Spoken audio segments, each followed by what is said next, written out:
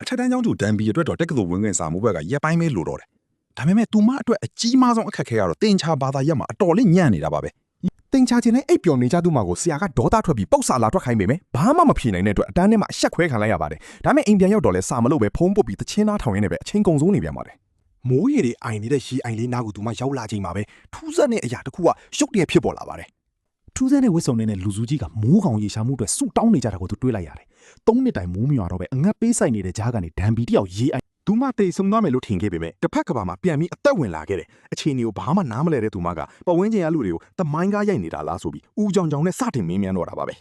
သူမရဲ့ထူးဆန်းတဲ့အမူအရာတွေကြောင့်ဘရင်ကြီးတယောက်တုံလုံးခြောက်ချပြီးနှက်ဆိုးလားလို့အော်မိလိုက်တယ်သူမကလည်းစိုးရိမ်တကြီးနဲ့ကြောင်းတူလေးပါလို့ပြန်ဖြေပေမဲ့အဲ့ဒီစကားတန်ကသူတို့နားထဲမှာမှော်ဝင်မှန်တရားလို့ကြားလိုက်ရတော့ကြောက်စိတ်တွေပိုပြီးတိုးသွားပါတော့တယ်ရုတ်တရက်စစ်တီတွေဝိုင်းရံပြီးဓားတွေနဲ့ထိုးချင်လိုက်တဲ့ခါမှာတော့သူမတယောက်ထိတ်လန့်သွားပါတယ်ဒါပေမဲ့အခြေအနေကိုထိန်းဖို့အတွက်သူဘာကြောင့်ဒီရောက်နေတာလဲဆိုတာသိတယ်လို့ချက်ချင်းပဲအကွက်ရွှေ့လိုက်ပါတော့တယ်မိုးရွာပေးဖို့ဘုရားသခင်ကိုတောင်းဆိုပြရင်လူတို့တရလုံးကသူမနောက်ကနေတညီတညွတ်ထဲလိုက်လံရွတ်ဆိုနေကြပါတယ်ဒါပေမဲ့မင်းကြီးကအံ့အားသင့်စရာစကားဆိုလာပါတယ်၃နှစ်တာမိုးခေါင်နေတာကိုအကြောင်းပြပြီးသူမကိုမနှစ်သက်ကြောင်းချက်ချင်းကွပ်မျက်ဖို့အမိန့်ပေးလိုက်တဲ့အခါသူမတယောက်ထိတ်လန့်တုန်လှုပ်ပြီးအသက်ချမ်းသာပြီးဖို့တောင်းပန်လိုက်ရပါတယ်အနာဂတ်ကလာတဲ့ကျောင်းသူလေးဆိုတာကိုဘရင်ကြီးယုံအောင်သူအစွမ်းကုန်ကြိုးစားခဲ့ပါတယ်တမိုင်းကျောင်းနေတင်ချာပညာရက်တွေမှာသူမတကယ်ကျွမ်းကျင်ကြောင်းတက်သေးပြဖို့ကြိုးပမ်းချိန်မှာတော့ဘရင်ကြီးကတေရန်ပေးတာကိုခိတ္တရက်ဆိုင်လိုက်ပြီးပိုက်တာဂိုရပ်စ်သီယိုရမ်ပုံစံကိုဖြည့်ရှင်းပြဖို့စိန်ခေါ်လိုက်ပါတော့တယ်အစပိုင်းမှာတော့ဘာရီးထားမှန်းအောင်နားမလဲပဲဝေးခွဲမရဖြစ်နေပေမဲ့ပိုက်တာဂိုရပ်စ်သီယိုရမ်မှန်းသိလိုက်တဲ့ခါမှာတော့သူမအမြန်ဆုံးဖြည့်ရှင်းပြလိုက်ပါတော့တယ်ဘရင်ကြီးအံ့ဩသွားပြီးသူ့ပညာရှိတွေတောင်၃ရက်ကြာမှဖြည့်ရှင်းနိုင်တဲ့ပုံစံကိုဖြည့်ရှင်းနိုင်တဲ့ဒန်ဘီကိုယောက်ျားလေးပညာရှိတယောက်လိုဆက်ဆံဖို့အမိန့်ပေးလိုက်ပါတယ်ဒါပြင်လူတို့ကိုပညာပေးဖို့တာဝန်ပေးလိုက်ပြီးအောင်မြင်ရင်သူ့ကိုအိမ်ပြန်ခွင့်ပေးမယ်လို့လည်းကတိပေးလိုက်ပါတော့တယ်သူကတော့ပထမဆုံးចောင်းသားပေါ့ဒါပေမဲ့ကိန်းကနန်းတော်မသိသေးတဲ့သူ့ကိုတွေ့ပြီးသူမအံ့အားသင့်သွားတယ်ဒါနဲ့ပဲအခြေခံအစပြီးကနန်းတင်ချာနဲ့ပေါင်းတုံနည်းတွေကိုစိတ်ရှည်လက်ရှည်နဲ့စတင်သင်ပေးလိုက်တော့တယ်ကနန်းတင်ချာကိန်းမြောက်တက်ချက်မှုတွေအထိတက်လှမ်းလာပြီးတဲ့နောက်မှာတော့မြို့ပြပြိုင်ဘက်ဂီတပညာရှင်နဲ့တင်ချာပြိုင်ဝဲဝင်တို့ပြင်ဆင်ကြပါတယ်ဒန်ဘီသာရှုံးနေခဲ့ရင်ပြစ်ဒဏ်ခံရမှာဖြစ်လို့ဘရင်ကိုရဲရဲဝံ့ဝံ့စင်ခေါ်လိုက်ပြီးအမားတွေလုံးမိတဲ့အခါစိတ်တိုးပြီးရိုက်နေတဲ့အထိဖြစ်လာပါတော့တယ်နောက်တနေ့မှာတော့ဘရင်ကြီးကသူ့ရဲ့သတို့သမီးလောင်းလေးကိုအချစ်မောစေးကြီးအကြောင်းပြောပြပြီးဒီညမှာပဲလက်ထပ်ကြတော့မယ်လို့စီစဉ်လိုက်ပါတယ်ဒါပေမဲ့ကံကြမ္မာကတမျိုးဖြစ်လာခဲ့ပါတယ်အဲ့ဒီမောစေးကြီးပါတဲ့ဟင်းပွဲကတော့ဘရင်လက်ထဲမဟုတ်ပဲဒန်ရဲ့လက်ထဲကိုရောက်သွားခဲ့ပါတော့တယ်သူမရဲ့အပြုတ်မှုတွေကထူးဆန်းလာပြီးနန်းတော်ထဲမှာလည်းအိပ်ပျော်သွားခဲ့တယ်နိုးလာတဲ့ခါဘရင်ကိုတောင်းပန်နေပေမဲ့ဘရင်ကတော့ဘာမှမဖြစ်ခဲ့ဘူးလို့ပြောပြီးသူမကိုပြန်လွတ်ပေးလိုက်ပါတယ်အဲ့ဒါတွေကိုမေ့လိုက်ပါတော့သူတို့နှစ်ယောက်အပြင်မှာလမ်းလျှောက်ထွက်ခဲ့ကြတယ်အဲ့ဒီချိန်မှာပဲ mission ကိုအောင်မြင်အောင်လုပ်နိုင်ရင်ကောင်စီမှာယာထူးကြီးရမယ်အပြင်တော်ဝင်မြင်းတစ်ကောင်မှချီးမြှင့်ပေးမယ်လို့သူကပြောလိုက်ပါတယ်ဒါပေမဲ့သူမကဘာမှမလိုချင်ဘူးမိုးရွာတာနဲ့သူ့ကဘာကိုပြန်သွားတော့မယ်လို့ပြောခဲ့တယ်ဘရင်ကလည်းဒါဆိုရင်နောက်ဒီလိုဘရင်လို့မဆက်ဆံနဲ့တော့ငါတို့ကညီတူညီမျှပဲလို့တုံ့ပြန်လိုက်တယ်ဒါပေမဲ့နောက်တစ်နေ့မှာတော့ဒန်ဘီတယောက်ဘရင်ကိုစော်ကားတယ်ဆိုတဲ့ဆွဆွဲချက်နဲ့အဖမ်းခံလိုက်ရပါတော့တယ်သူမကိုကြိုးတုပ်ပြီးနှင်းစမ်းမှုပြင်ချိန်မှာပဲဘရင်ကဝင်တားလိုက်တယ်ဒီပညာရှိလေးစီမှာအရေးကြီးတဲ့အသိပညာတွေရှိတယ်ဆိုပြီးရှင်းပြပေမဲ့ဘုန်းကြီးတစ်ပါးကတော့လက်မခံခဲ့ဘူး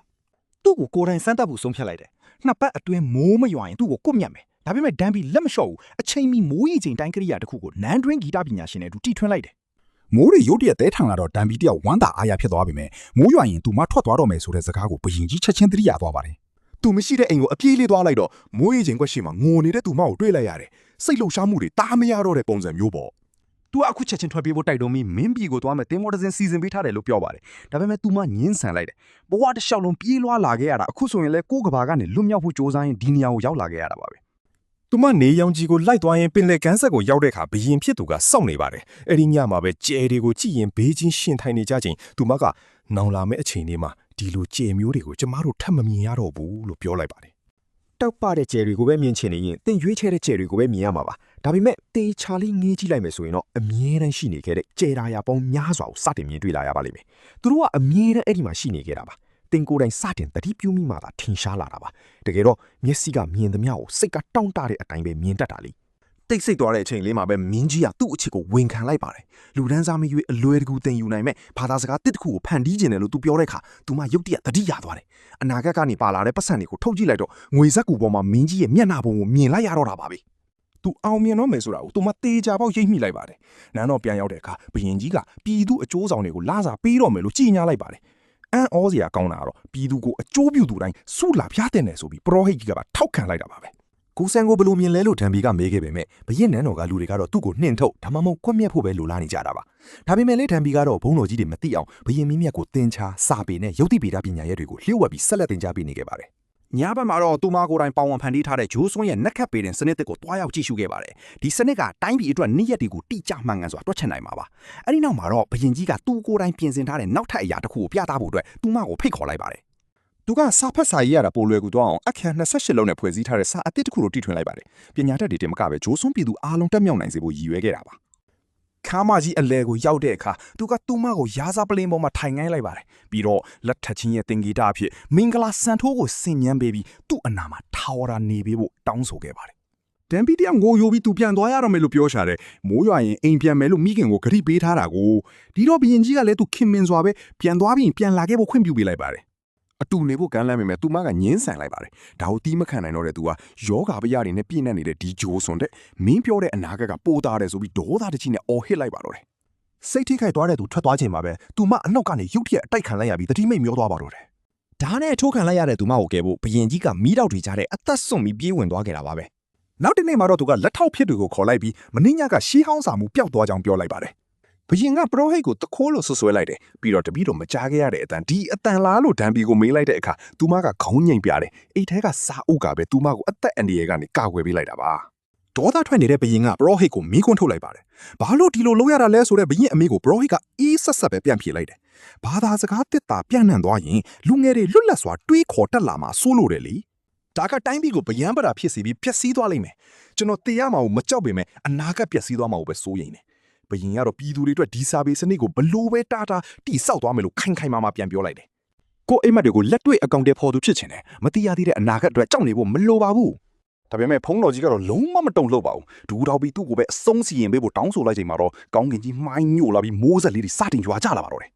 တမ်မီတယောက်နန်းတော်ကတငယ်ချင်းနေစီနောက်ဆုံးချိန်နှုတ်ဆက်ပြီးတဲ့နောက်ဘရင်ကြီးကလည်းပင်လယ်ကမ်းဆက်အထိလိုက်ပို့ပေးဖို့တောင်းဆိုခဲ့ပါတယ်သူတို့နှစ်ယောက်ဘေးချင်းရှင်ရှောင်ရင်းပင်လယ်ကမ်းဆက်စီကိုအတူတူရောက်ရှိလာခဲ့ကြပါတယ်တမ်မီတယောက်သူမအရင်ကပြုတ်ကျခဲ့မှုတဲ့ရေကန်ထဲကိုပဲပြန်ပြီးခြေချလိုက်တယ်အရင်တစ်ခေါက်လိုမျိုးပဲရေထဲကိုအေးအေးဆေးဆေးပဲနစ်မြုပ်သွားခဲ့တာပါ